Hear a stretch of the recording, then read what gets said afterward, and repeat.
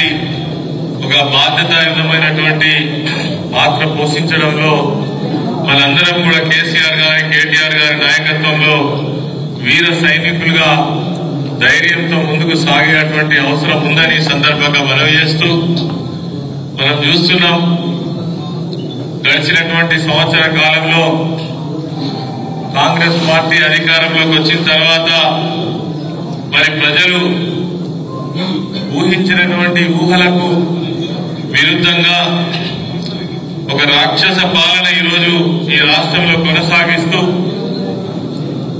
ఎవరైతే ప్రభుత్వానికి వ్యతిరేకంగా మాట్లాడుతున్నారో ప్రభుత్వ విధానాలను వ్యతిరేకిస్తున్నారో వాళ్ళు చేసేటువంటి తప్పులను ఎత్తి చూపుతున్నారో మరి ఎన్నడూ మనం చూడనటువంటి పద్ధతులలో వారిని అణచివేయడంతో పాటు అనేక కేసులు పెట్టి జైళ్లలో పెట్టేటువంటి ప్రయత్నం జరుగుతున్నది మనందరికీ కూడా తెలుసు. అదేవిధంగా ప్రధాన శత్రువుగా మనల్ని భావిస్తూ ఈరోజు కేసీఆర్ గారిని కావచ్చు కేటీఆర్ గారిని కావచ్చు ఏ సందర్భం వచ్చినా ఏ నెపమైనా పెట్టి కేసులలో ఇరికించి జైళ్లలో పెట్టేటువంటి ప్రయత్నం ఎంత దారుణంగా జరుగుతుందో ఎన్ని కుట్రలు జరుగుతున్నాయో మనందరికీ కూడా తెలుసు. నిజంగా ఈ ప్రభుత్వానికి చిత్తశుద్ధి ఉంటే వాళ్ళు ఇచ్చినటువంటి హామీలను పక్కకు పెట్టి కేవలం టీఆర్ఎస్ పార్టీ నాయకత్వం పైననే కాన్సన్ట్రేషన్ చేసి మనను కాలరాచేటువంటి ప్రయత్నం చేస్తా ఉన్నారు. గ్రామాలలో చూసినట్టయితే ఒక భయానక వాతావరణాన్ని సృష్టిస్తున్నారు. పోలీసు తోటి రాజ్యం వెళ్తా ఉన్నారు.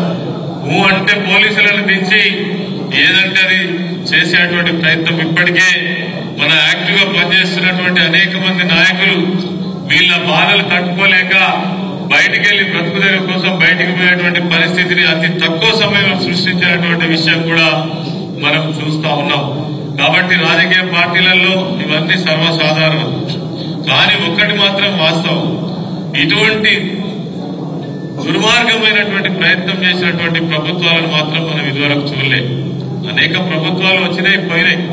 మనం కూడా తెలంగాణ రాష్ట్రాన్ని సాధించినటువంటి ఒక గొప్ప పార్టీగా చరిత్ర కలిగినటువంటి నాయకులు కేసీఆర్ గారు తెలంగాణ రాష్ట్రాన్ని తేవడమే కాదు 10 సంవత్సరాలలో ఈ ప్రాంత ప్రజలకు ఏం కావాలో నీళ్లు కావచ్చు, నిధులు కావచ్చు, సకల సౌకర్యాలు కావచ్చు, పేద ప్రజలను ఆదుకోవడంలో కావచ్చు, పట్టణాలను గ్రామాలను అభివృద్ధి చేయడంలో కావచ్చు, మరి మన మార్పు అయితే మనం ఖచ్చితంగా చూపించగలిగినాం.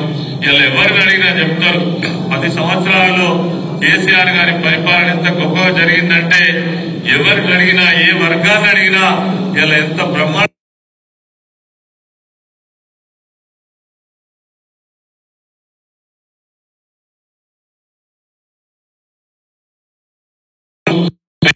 ఈరోజు ప్రజలు ఒక మోసపూరితమైనటువంటి మాటలతోటి ప్రభుత్వాన్ని నడిపిస్తున్న సంగతి మనకు తెలుసు.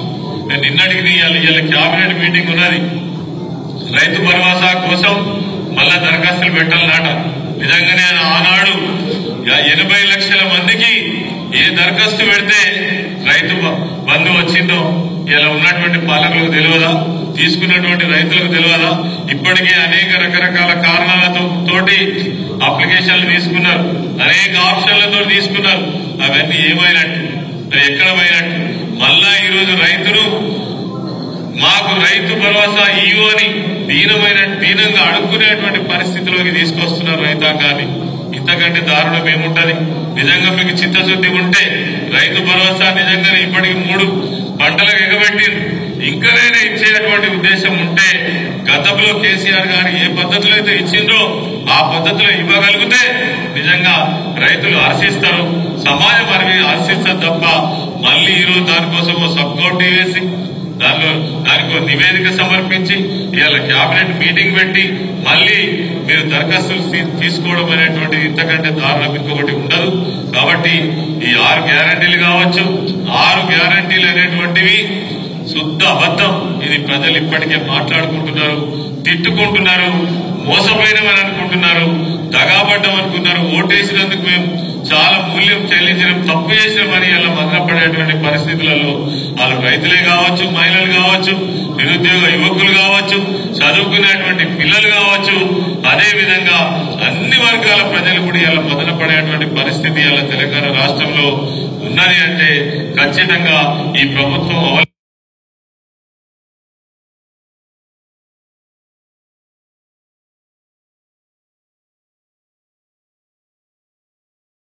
ఒక అర్థం లేదు.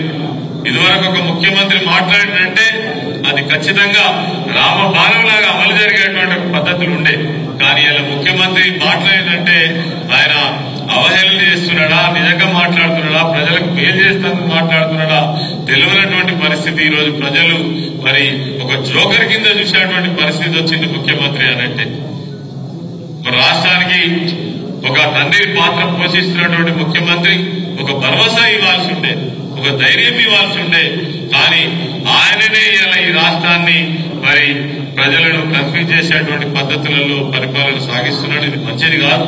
దీన్ని ఖచ్చితంగా ప్రజలు మనకంటే ముందు ప్రజలే చాలా తీవ్రమైన నిరాశతోటి ఉన్నారు. మరి బీఆర్ఎస్ పార్టీగా ఒక నాయకత్వంలో ఉన్నటువంటి గ్రామ కార్యకర్త కావచ్చు, మండల స్థాయి నాయకులు కావచ్చు, నియోజకవర్గ స్థాయి నాయకులు కావచ్చు, దీన్ని పార్టీ ఇచ్చినటువంటి పిలుపుని ఎప్పటికప్పుడు అందుకొని ప్రజల్లోకి మనం తీసుకుపోవడం కోసం ప్రయత్నం చేయాలి. తర్వాత ఇంకొక మీ అందరికీ ఒక విన్నపం ఏంటంటే ప్రేక్షక పాత్ర వహించకండి దయచేసి. మనమేం ప్రేక్షకులం కాము, నాయకత్వంలో ఉన్నటువంటి నాయకులము. ఎక్కడికెక్కడ మనం నోరు విప్పి మాట్లాడకపోతే ప్రజలకు నిజమైనటువంటి విషయాలు ఎట్లా తెలుస్తాయి? ఇంకా వాళ్ళు ప్రజలు ఆశలలో పెట్టేటువంటి ప్రయత్నమే చేస్తున్నారు. కాబట్టి కార్యకర్తలుగా, నాయకులుగా, ప్రజాప్రతినిధులుగా ఉన్నటువంటి వాళ్ళు సమయం సందర్భం వచ్చినప్పుడు ఎవరైనా శత్రువు దాడి చేసినప్పుడు మనం ప్రేక్షక పాత్ర మాత్రం దయచేసి పోషించాలి.